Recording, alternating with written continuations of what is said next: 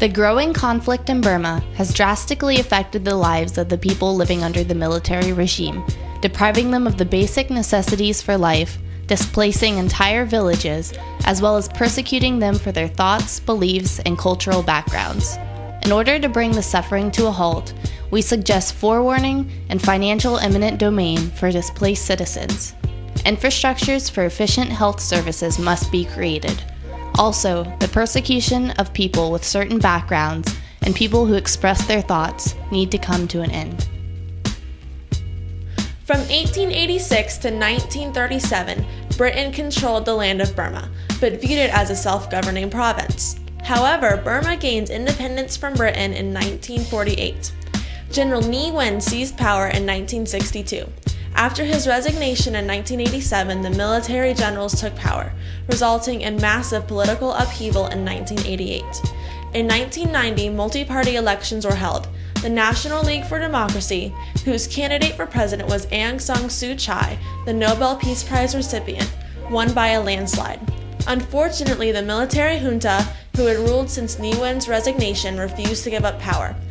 Therefore, Aung San Suu Kyi was put under house arrest from 1989 to 1995, and from 2000 to 2002.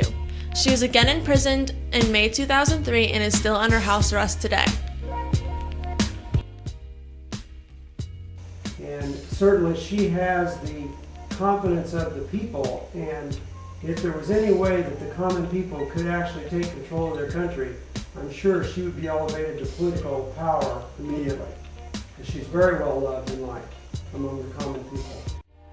In August of 2007, the military government took away subsidies, forcing a rise in fuel prices. This caused mass rioting in the capital city of Rangoon. Tens of thousands of Burmese marched in protest only to be brutally suppressed. At least 13 were killed and thousands more were arrested for participating. Even our own schools, we had to shut down during that time period because it was just not safe to be on the streets. Since then, the military junta has continued to raid homes and monasteries to arrest people suspected of participating in the protests. Today, the violence still continues, resulting in violations of human rights. For example, many people are deprived of the basic necessities for life. Burma's healthcare system is ineffective because of a low budget. Instead of spending money on their healthcare system, the military junta spends erroneous amounts on supplies, allocating less than $1 per person each year to healthcare. Most of the spending is being done to build the military, not to build the infrastructure for the people's sake. 1 in every 3 children in Burma are malnourished. The infant mortality rate is 106 deaths for every 1,000 births, compared to the United States infant mortality rate of 6 deaths to every 1,000 births. In addition to the deprivation of necessities, villages are being displaced and destroyed. The Burmese government strategically displaces certain villages to depopulate areas of high ethnic minorities, so insurgents have no civilian support base. Protocol 2 of the Geneva Conventions, reflective of customary law, provides that no displacement shall be ordered for reasons related to the conflict, unless civilians must move for their own security or clear military imperative. Should such displacements have to be carried out, all possible measures must be taken so that the civilian population obtains satisfactory conditions of shelter, hygiene, medical, safety, and nutrition. Internally displaced persons are provided with no health care and little access to education beyond the primary level. The relocation camps provided often do not meet human rights standards for internally displaced persons. Many parents attempt to send their children across the border to Thailand for refuge and education, but the Burmese government has secured the border with landmines that have killed hundreds. Often parents leave their children in larger cities for better security and education, but this leads to family breakups. On August 15, 2007, the Burmese government unexpectedly removed subsidies. Overnight, gas rose 500% and diesel fuel doubled. Also, small businesses face debt because they can no longer afford to purchase their goods and still make a profit. This greatly affected those who already struggled to purchase their basic needs. You don't see a middle-class society hardly at all. There are either people that have money and most of the people don't have any money.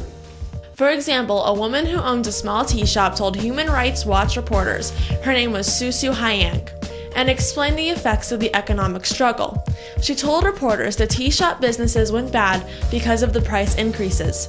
People couldn't afford to buy at the tea shop because their prices were higher. As for our daily earnings, before we used to sell 70,000 kyat a day, which gave us a profit of 5,000 kyat. After we would sell 50,000 kyat a day, which gave us a profit of 1,500 kyat. And this is the income for the whole family. And when you're barely surviving as it is, you cannot, take the extra increase that was caused by all of this. On August 19th, 400 people gathered to peacefully protest the government's actions, the largest public protest in years. The government responded by arresting many on August 21st. They targeted most of the leadership of the 88 Generation Student Movement, many officials of the National League for Democracy, the former chair of the Labor Solidarity Organization, the chair of the Human Rights Defenders and Promoters Group, members of the Myanmar Development Committee, other political activists, and civilian protesters. By August 25th, more than 100 people had been detained. This indicates the suppression Burmese citizens endure when they disagree and choose to express their beliefs. The violence isn't limited to the points covered in this documentary. There are many other terrible things happening in Burma, such as the use of child soldiers and labor. However, for the issues listed, solutions need to be reached. For displaced people, we suggest notice be given with a legitimate reason. If it is necessary that persons be displaced within Burma, they need to be relocated to adequate areas with sanitary conditions, healthcare, and education. All the requirements for human rights defined in the United Nations Universal Declaration of Human Rights. Affordable, reachable, adequate health services need to be put in place for the citizens of Burma.